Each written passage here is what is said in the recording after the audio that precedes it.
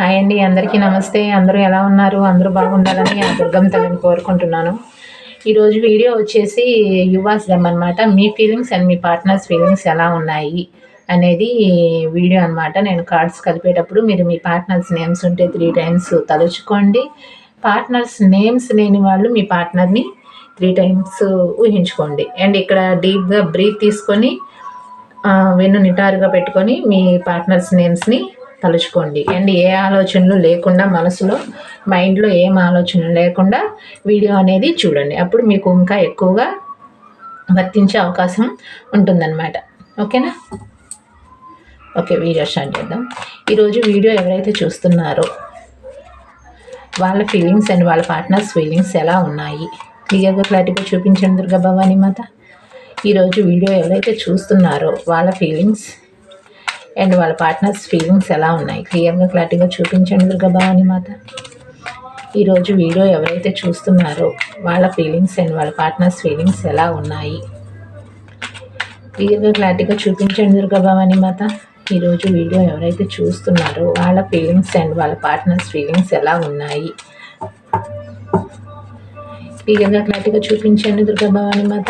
ఈరోజు వీడియో ఎవరైతే చూస్తున్నారో వాళ్ళ ఫీలింగ్స్ అండ్ వాళ్ళ పార్ట్నర్స్ ఫీలింగ్స్ ఎలా ఉన్నాయి, యువర్స్ దెమ్ ఎలా ఉన్నాయి క్లియర్గా క్లారిటీగా చూపించండి దుర్గా భవానీ మాత. ఈరోజు వీడియో ఎవరైతే చూస్తున్నారో వాళ్ళ ఫీలింగ్స్ అండ్ వాళ్ళ పార్ట్నర్స్ ఫీలింగ్స్ ఎలా ఉన్నాయి క్లియర్గా క్లారిటీగా చూపించండి దుర్గా భవానీ మాత. ఈరోజు వీడియో ఎవరైతే చూస్తున్నారో వాళ్ళ ఫీలింగ్స్ అండ్ వాళ్ళ పార్ట్నర్స్ ఫీలింగ్స్ ఎలా ఉన్నాయి క్లియర్గా క్లారిటీగా చూపించండి.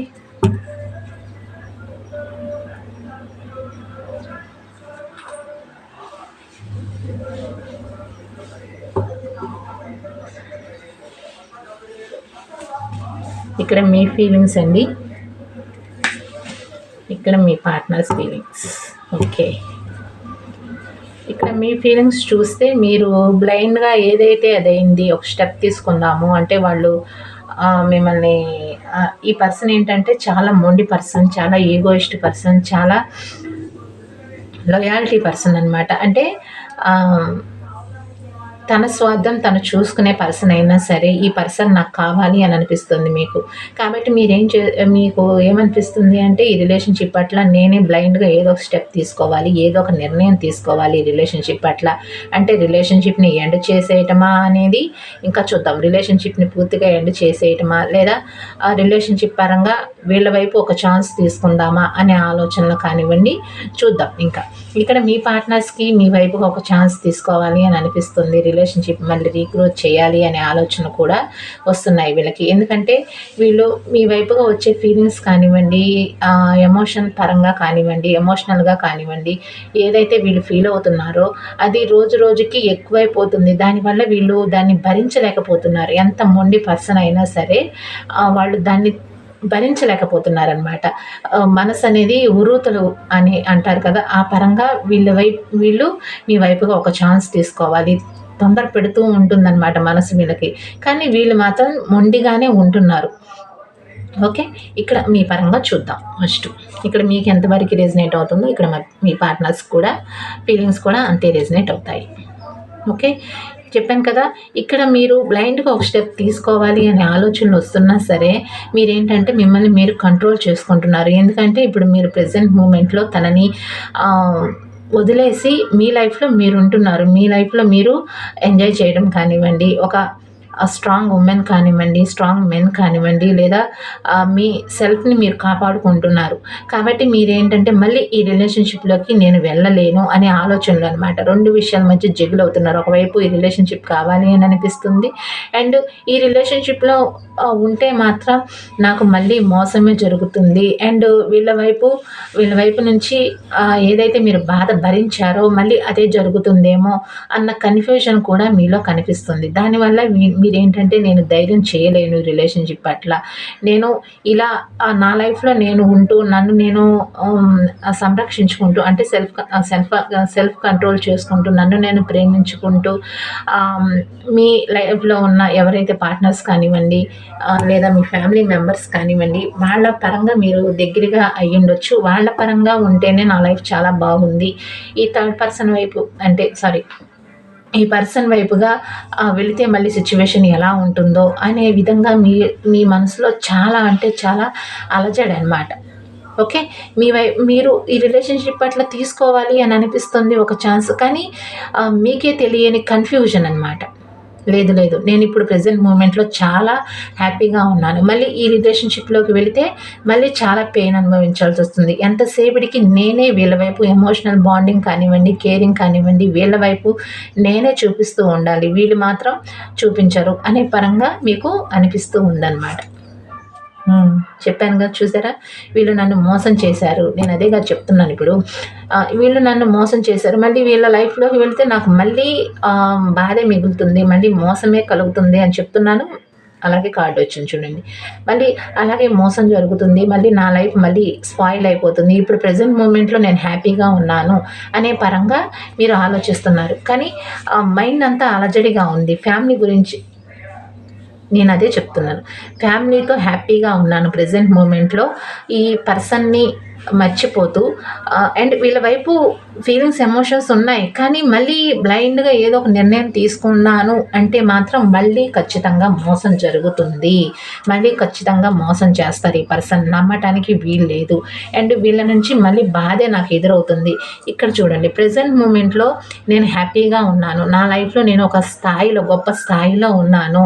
కాబట్టి మళ్ళీ నేను వీళ్ళ రిలేషన్‌షిప్‌లోకి వెళ్తే మళ్ళీ ఖచ్చితంగా మోసపోతాను. అండ్ ఫ్యామిలీతో కూడా చాలా సంతోషంగా ఉంటున్నాను. అంటే ఇక్కడ ఎవరైనా చూడొచ్చండి. Friends, family members, third person ఉంటే థర్డ్ పర్సన్ పరంగా ఎవరైనా చూడొచ్చు. మ్యారేజ్ అయిన వాళ్ళు, అన్‌మ్యారేజ్ వాళ్ళు, సెపరేట్ మ్యారేజ్ వాళ్ళు ఎవరైనా చూడొచ్చు. ఆ పరంగా వీళ్ళతో నేను ప్రెజెంట్ మూమెంట్‌లో చాలా హ్యాపీగా ఉన్నాను. నా లైఫ్‌లో నేను హ్యాపీగా ఉంటున్నాను. నా ఫ్యామిలీతో, థర్డ్ పర్సన్‌తో, పిల్లలతో చాలా ఎంజాయ్ చేస్తున్నాను. చాలా సంతోషంగా ఉన్నాను. నాకు వీళ్ళతో ఉంటేనే లైఫ్ ఉంటుంది. వీళ్ళతో వెళితే మాత్రం నాకు మళ్ళీ మోసమే జరుగుతుంది అనే పరంగా మీరు జగిలవుతున్నారనమాట. ఎటు తేల్చుకోలేని పర్సన్. సారీ, ఈ కార్డ్ ఎందుకొచ్చిందో.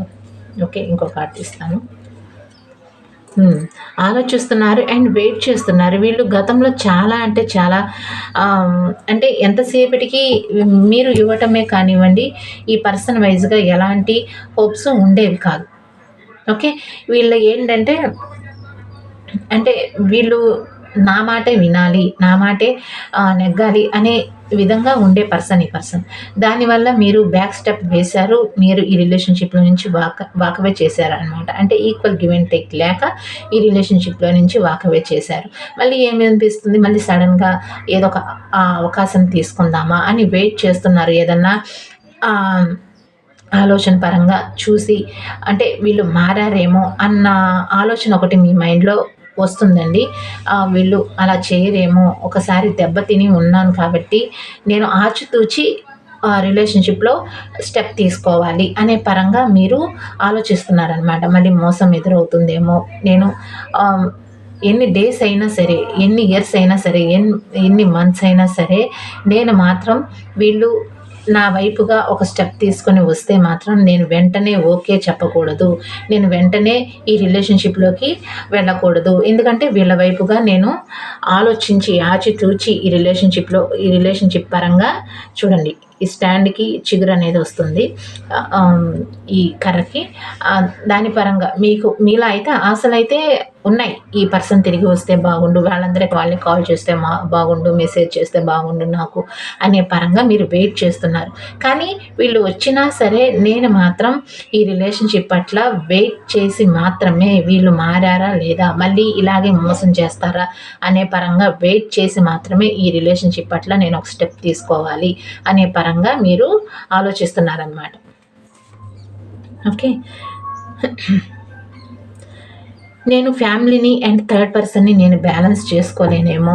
అండ్ ఈ పర్సన్ చూస్తే థర్డ్ పార్టీ వైపు ఎక్కువగా ఉంటున్నారు. థర్డ్ పార్టీ వైపే కావాలి అని కోరుకుంటున్నారు. ప్రెజెంట్ మూమెంట్‌లో నన్ను వదిలేశారు కాబట్టి వీళ్ళేంటంటే మళ్ళీ అలాగే 2 విషయాల మధ్య జగులవుతూ ఉంటారు. నేనా థర్డ్ పర్సనా అంటూ ఇది బ్యాలెన్స్ చేసుకోలేకే కదా ఈ రిలేషన్‌షిప్ అనేది పూర్తిగా వాకవే చేసేసాను ఈ రిలేషన్‌షిప్‌లో. అంటే మీ వైపు చాలా తక్కువ ప్రేమ ఉండటం, వాళ్ళ లైఫ్‌లో ఎవరైతే థర్డ్ పర్సన్ ఉన్నారో ఫ్యామిలీ కానివ్వండి, లేదా మ్యారేజ్ కానివ్వండి, సెపరేట్ మ్యారేజ్ వాళ్ళు వాళ్ళ పరంగా వాళ్ళ వైపు ఎక్కువగా ప్రేమను చూపించడం వల్ల నేను ఈ రిలేషన్‌షిప్‌లో నుంచి వాకవే చేశాను. వాళ్ళు బ్యాలెన్స్ చేసుకోలేకపోతున్నారు. అండ్ వాళ్ళ లైఫ్‌లో ఉన్న వాళ్ళకి ఎక్కువగా ఇంపార్టెన్స్ ఇచ్చి నన్ను చాలా తక్కువగా ట్రీట్ చేస్తున్నారు. కాబట్టి దానివల్లే ఈ రిలేషన్‌షిప్‌లో నుంచి నేను సగం వాకవే చేశాను. ఇప్పుడు మళ్ళీ నేను రిలేషన్‌షిప్ పట్ల ఆశను పెంచుకుంటే మళ్ళీ వీళ్ళు బ్యాలెన్స్ చేసుకుంటారా లేదా? మళ్ళీ బ్యాలెన్స్ చేసుకోగలుగుతారా లేదా? నేను లైఫ్ లాంగ్ వీళ్ళతో ఉండాలి అని కోరుకుంటున్నాను. వీళ్ళు లైఫ్ లాంగ్ నాతో ఉంటారా లేదా? అనే పరంగా కూడా మీకు ఆలోచనలొస్తున్నాయనమాట. మీరేంటంటే గట్టిగా కమిట్మెంట్ కోరుకుంటున్నారనమాట ఈ పర్సన్ వైస్‌గా. వీళ్ళు మళ్ళీ నా లైఫ్‌లోకొస్తే గట్టిగా కమిట్మెంట్ ఇస్తానంటేనే మళ్ళీ మీ లైఫ్‌లోకొస్తాను. నన్ను థర్డ్ పర్సన్‌ని బ్యాలెన్స్ చేసుకోవాలి. లేదు థర్డ్ పర్సన్ వైపే ఉంటాను అంటే ఆ పరంగా వెళ్ళిపోవచ్చు అనే పరంగా మీరు వాళ్ళతో ఆహ్, చెప్పాలి అనుకునే చెప్పాలి అని అనుకుంటున్నారనమాట వాళ్ళ పరంగా. ఇద్దరిని బ్యాలెన్స్ చేసుకో. నేను ఈ థర్డ్ పర్సన్‌ని వద్దు అనను. నన్ను వద్దు అనను. ఇద్దరిని బ్యాలెన్స్ చేసుకో అనే పరంగా మీరు చెప్పాలి అని అనుకుంటున్నారు వాళ్ళ వైపుగా. ఒకవేళ ఆ పర్సన్ తిరిగి వస్తే. అండ్ మీకు కూడా చాలా గుర్తొస్తున్నానండి. మీ పరంగా కూడా ఫ్యామిలీ మెంబర్స్ చెప్పాను కదా! ఫ్యామిలీ మెంబర్స్ ఉన్నారు. ఫ్యామిలీ ఉంది. కానీ ఆహ్, వీళ్ళ పరంగానే ఎక్కువగా ఆలోచనలు రావటం, వీళ్ళు పదే పదే గుర్తుకు రావటం, వీళ్ళని మిస్ అవ్వటం అలాంటివి జరుగుతున్నాయి. అంటే వీళ్ళు స్టార్టింగ్‌లో ఎంత ప్రేమని చూపించారో దాని పరంగా ఎక్కువగా మీకు వాటి పరంగా ఎక్కువగా అనిపిస్తుందనమాట దానివల్ల. ఓకే.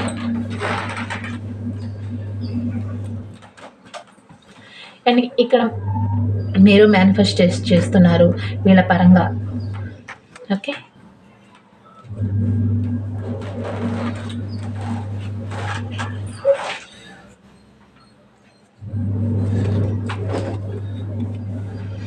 ఓకే.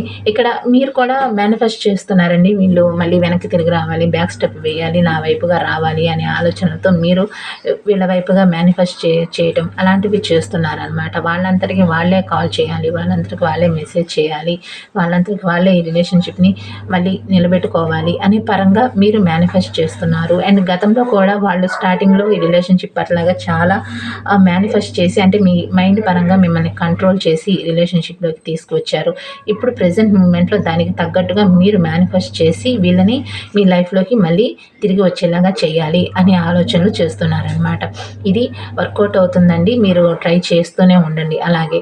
అండ్ మీ వైపుగా మీరు ఈ రిలేషన్‌షిప్ పట్ల ఆలోచిస్తున్నారు. స్టెప్ తీసుకుందామా? వద్దా? అనే పరంగానే ఎక్కువగా ఆలోచిస్తున్నారనమాట. వెయిట్ చేస్తున్నారు. వాళ్ళొస్తారా? నేను వెళ్ళి స్టెప్ తీసుకోవాలా? వాళ్ళంతటికి వాళ్ళే ఈ రిలేషన్‌షిప్‌లోకి వస్తారా? అనే పరంగా మీరు వెయిట్ చేస్తున్నారు. కానీ మీరు మాత్రం ఈ రిలేషన్‌షిప్ పట్ల నిక్కరంగా నిలబడాలి. అంటే వాళ్ళు వచ్చినా సరే లైఫ్ లాంగ్ నాతో ఉండాలి. ఈక్వల్ గివ్ అండ్ టేక్ ఇవ్వాలి. నన్ను బ్యాలెన్స్ చేసుకోవాలి అనే పరంగా మీరు అడగాలి. అలా అయితేనే ఈ రిలేషన్‌షిప్‌లో నువ్వు ఉండు అనే పరంగా మీరు ఖచ్చితంగా ఏదో ఒక నిర్ణయం తీసుకోవాలి అనే పరంగా మీరు వెయిట్ చేస్తున్నారనమాట ఈ పర్సన్ కోసం. ఓకే. కానీ వీళ్ళెప్పుడు వస్తారు? ఈ రిలేషన్‌షిప్ పట్ల ఇంకా ఎన్ని రోజులు వెయిట్ చేయాలి? ఈ రిలేషన్‌షిప్ పట్ల వాళ్ళెప్పుడు తిరిగి వస్తారు? ఎప్పుడు మళ్ళీ రిలేషన్‌షిప్‌లోకి మళ్ళీ మేము ఆహ్, కలుస్తాము అనే పరంగా కూడా మీరు వెయిట్ చేస్తున్నారు. అండ్ మీరు కూడా వీళ్ళని సెర్చ్ చేస్తున్నారనమాట. ఇన్‌స్టాగ్రామ్, సోషల్ మీడియా, ఫేస్‌బుక్ ఏదైతే ఉందో లేదా ఎదురెదురుగా ఉన్న వాళ్ళకి వీళ్ళని మీరు కూడా గమనిస్తున్నారు. మీరు దూరంగా ఉంటున్నారు అన్నట్లుగా ఎంత నటిస్తున్నారో అదే విధంగా మీ ఫ్రెండ్స్‌తో కానివ్వండి లేదా మీ బంధువుల పరంగా కానివ్వండి వీళ్ళ గురించి తెలుసుకుంటూ ఉంటున్నారనమాట. వీళ్ళెలా ఉన్నారు? వీళ్ళు చేంజెస్ అంటే ఈ రిలేషన్‌షిప్ పట్ల మళ్ళీ వీళ్ళు మారారా? మళ్ళీ అలాగే ఉన్నారా? మోసం చేయటానికి రెడీగా ఉన్నారా? అనే పరంగా మీరు తెలుసుకోవటానికి ప్రయత్నం చేస్తున్నారనమాట. అలా అయితేనే మళ్ళీ రిలేషన్‌షిప్‌లోకి మళ్ళీ నిలబెట్టుకోవాలి అనే పరంగా మీరు ప్రయత్నాలనేవి చేస్తున్నారనమాట. ఓకే. అండ్ ఇక్కడ వీళ్ళైతే ఒక ఛాన్స్ తీసుకోవాలి. మళ్ళీ రిలేషన్‌షిప్ అట్లా రీగ్రోత్ చేయాలి అనే ఆలోచనలు వస్తున్నాయి వీళ్ళకి. అండ్ కానీ మీ ఫీలింగ్స్, ఎమోషన్స్ వచ్చినప్పుడు ఎక్కువగా కంట్రోల్ చేసుకోలేకపోతున్నారు ఈ పర్సన్. తనని తాను కంట్రోల్ చేసుకోలేకపోతున్నారు. ఎందుకంటే వీళ్ళు ఈగోయిస్ట్ పర్సన్స్ అయినా కానీ ఆ ఈగో పరంగా కూడా వీళ్ళ వల్ల కావట్లేదు. మిమ్మల్ని మీ ఆలోచనలు రానివ్వకుండా మిమ్మల్ని దూరం చేయనీయకుండా మీ ఆలోచనని కంట్రోల్ చేయనివ్వకుండా మీరు పదే పదే గుర్తుకు రావటం ఆ పరంగా అనమాట. అండ్ మైండ్ అంతా అలజడిగా డిస్టర్బ్గా ఉండటం, ఎటు తేల్చుకోలేని పరిస్థితి. అండ్ వీళ్ళ చుట్టుపక్కల ఉన్న బంధువులు కానివ్వండి, ఫ్రెండ్స్ కానివ్వండి, వీళ్ళతో సమస్యలు రావటం, వాళ్ళ ఫ్రెండ్స్ పరంగా సమస్యలు రావటం, అండ్ వీళ్ళని చుట్టుపక్కల అందరూ హేళన చేయటం, లేదా వీళ్ళకి వాల్యూ ఇవ్వకపోవటం, ఈ పర్సన్కి అంటే మీ పర్సన్ వైజ్గా వాల్యూ ఇవ్వకపోవటం, అలాంటివి చేస్తున్నారు ఈ పర్సన్ లైఫ్లో ఉన్నవాళ్ళు. ఓకే, మాటలు అనటం అంటే ఇక్కడ మ్యారేజ్ అయిన వాళ్ళు చూస్తూ ఉంటే అంటే నువ్వు ఏదో చేసుంటావు, దానివల్లే నీ లైఫ్లో నుంచి నీ పార్ట్నర్స్ వెళ్ళిపోయారు అనే పరంగా కూడా వీళ్ళని అనటం, హేళన చేయటం, చెప్తున్నాను కదా, హేళన చేయటం, దూరం పెట్టడం, వీళ్ళకి వాల్యూ ఇవ్వకపోవటం, నువ్వు ఏదో చేసి ఉంటావు, చేయకుండా వాళ్ళంతటికి వాళ్ళే రిలేషన్షిప్ నుంచి వాకవే చేయరు. మ్యారేజ్ అయిన వాళ్ళకి ఎక్కువగా వర్తిస్తుంది అనమాట. నువ్వేదో అని ఉంటావు, వాళ్ళని ఏదో చేసుంటావు, దానివల్ల వాళ్ళు భరించలేక ఈ రిలేషన్షిప్లో నుంచి నీ నుంచి దూరంగా వెళ్ళిపోయారు, వాకవే చేసేశారు అనే పరంగా వాళ్ళు అంటున్నారనమాట, మాటలు అంటున్నారనమాట. అండ్ మీరు కూడా వాళ్ళు ఏమనుకుంటున్నారంటే మీరు వాకవే చేసేసారు, ఈ రిలేషన్షిప్ వద్దు అనుకొని మీరు వాకవే చేసేసారు, మరి మిమ్మల్ని బ్యాక్కి ఎలా తీసుకురావాలి, ఏ విధంగా తీసుకురావాలి, మీరు చూస్తే మీ లైఫ్ మీరు చూసుకుంటున్నారు, మీ లైఫ్లో మీరు హ్యాపీగా ఉంటున్నారు, వాకవే చేసేసారు పూర్తిగా, మళ్ళీ ఈ రిలేషన్షిప్ నిలబడుతుందా లేదా, ఒకవైపు ఫ్రెండ్స్ చూస్తే ఎలా అంటున్నారు, వాళ్ళ గురించి అయినా సరే ఫ్రెండ్స్ కానివ్వండి, ఫ్యామిలీ మెంబర్స్ కానివ్వండి, వీళ్ళననే మాటల్ని వీళ్ళు తీసుకోలేకపోతున్నారనమాట మెయిన్గా. అదొక పక్కన పెడితే, అండ్ మీరు వాకవే చేసే టైంలో ఏంటంటే వీళ్ళు ఏంటంటే హ్యాపీగా ఉన్నారనమాట. అంటే ఒక గోల వదిలిపోయింది, ఒక ఈ మీ నుంచి ఏదైనా కాల్స్, మెసేజ్ వచ్చినప్పుడు వీళ్ళు మిమ్మల్ని తిట్టడం, ఎందుకు ఇలా టార్చర్ పెడుతున్నావు, ఎందుకు ఇలా ఇబ్బంది పెడుతున్నావు, పదే కాల్ చేసి మెసేజ్ చేసి తిన్నావా ఉన్నావా అని ప్రతిసారి ఎందుకు ఇలా టార్చర్ పెడుతున్నావు అనే పరంగా మీరేమన్నా అని ఉంటే దాని పరంగా వీళ్ళ లైఫ్లో ఇప్పుడు ప్రజెంట్ మూమెంట్లో వీళ్ళని పట్టించుకునే వ్యక్తులు లేరనమాట. దానివల్ల కూడా వీళ్ళు ఇంకా ఎక్కువగా మీ వైపు అట్రాక్ట్ అవుతున్నారు. మీలాగా చూసుకునే పర్సన్ నా లైఫ్లో ఎవరూ లేరు, కానీ నా చేతులారా నేనే ఈ రిలేషన్షిప్ పరంగా మిమ్మల్ని వాకవే చేసేలాగా చేశాను. అండ్ ప్రజెంట్ మూమెంట్లో నా చుట్టుపక్కల ఎంతమంది ఉన్నా సరే మీరే గుర్తొస్తున్నారు వాళ్ళకి.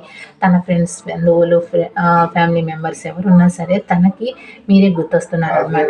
మీతో ఏవైతే మాటలు మాట్లాడారో, అంటే ఇబ్బందికరమైన మాటలు మాట్లాడటం, చాలా తక్కువ చేసి మాట్లాడటం, మిమ్మల్ని వాల్యూ లేకుండా మాట్లాడటం, వాటన్నిటి గురించి భగవంతుడికి ఎక్కువగా ప్రేయర్ చేస్తున్నారు ఈ పర్సన్. ఇలా చేసినందుకు నన్ను క్షమించండి, అండ్ మీ వైపుగా క్షమాపణ చెప్పాలి అనే పరంగా, అండ్ తన మనసులో ఏదైతే బాధ ఉందో ఆ పరంగా హీల్ అవుతున్నారు ఈ పర్సన్.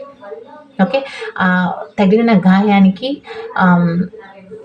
మార్చుకోవడానికి ప్రయత్నం చేస్తున్నారనమాట. ఏదైతే మీ వైపుగా తప్పు చేశారో, మోసం చేశారో దాన్ని హీల్ చేసుకొని మీ వైపుగా రావాలి. మళ్ళీ అంటే కొత్తగా రిలేషన్షిప్ని రీస్టార్ట్ చేయాలి, కొత్త పర్సన్ లాగా మళ్ళీ మీ ముందుకు రావాలి, కొత్తగా మళ్ళీ లైఫ్ అనేది స్టార్ట్ చేయాలి మీ పరంగా అనే ఆలోచనలు వస్తున్నాయి వీళ్ళకి. అండ్ మెడిటేషన్ చేయటం, యోగా చేయటం, చెప్పాను కదా, భగవంతుడికి ఎక్కువగా ప్రే చేయటం, అలాంటివి చేస్తున్నారు.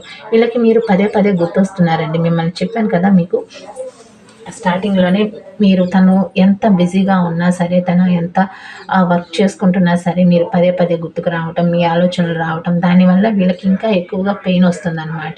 ఎందుకంటే ఆ పనిలో పడి మిమ్మల్ని దూరం పెట్టడానికి ట్రై చేస్తున్నారు, కానీ వాళ్ళ వల్ల కావట్లేదు. అండ్ వీళ్ళు చాలా అంటే చాలా మొండి పర్సన్ అనమాట. ఈ పర్సన్ చాలా అంటే చాలా మొండి పర్సన్. దానివల్ల ఆ ఈగోను కూడా పక్కన పెట్టి మీ వైపుగా రావాలి, మళ్ళీ మీతో రిలేషన్షిప్ రీస్టార్ట్ చేయాలి, మీ వైపుగా ఏదైతే మోసం చేశారో దాని పరంగా మళ్ళీ క్షమాపణ చెప్పాలి. అండ్ తన చుట్టుపక్కల ఉన్నవాళ్ళు తనని హేళన చేయడం, అంటే ఇది నువ్వు చేసింది కరెక్ట్ కాదు, నువ్వు ఇలా చేసి ఉండకూడదు అనే పరంగా కూడా వీళ్ళని మోటివేట్ చేయడం కానీ, కొంతమంది అదే బెస్ట్ ఫ్రెండ్స్ ఎవరైతే ఉన్నారో వాళ్ళ పరంగా చెప్తున్నారు. కొంతమంది అయితే ఇలా హేళన చేస్తున్నారు, నువ్వేదో చేసి ఉంటావు, దానివల్లే వాళ్ళు నీ లైఫ్లో నుంచి వెళ్ళిపోయారు, వాకవే చేశారు అనే పరంగా కొంతమంది హేళన చేస్తున్నారు. కొంతమంది ఇలా ధైర్యం చెప్తున్నారనమాట, వాళ్ళ వైపు వెళ్ళి క్షమాపణ చెప్పు, వాళ్ళని మళ్ళీ రిలేషన్షిప్లోకి తీసుకురా అనే పరంగా కొంతమంది బెస్ట్ ఫ్రెండ్స్ ఎవరైతే ఉంటారో వాళ్ళ పరంగా అనమాట. అండ్ వీళ్ళు ఆలోచిస్తున్నారు. మళ్ళీ ఈ రిలేషన్‌షిప్‌లోకి మిమ్మల్ని ఎలా తీసుకురావాలి? ఏ విధంగా తీసుకురావాలి? మీరు ఓకే చెప్తారా లేదా?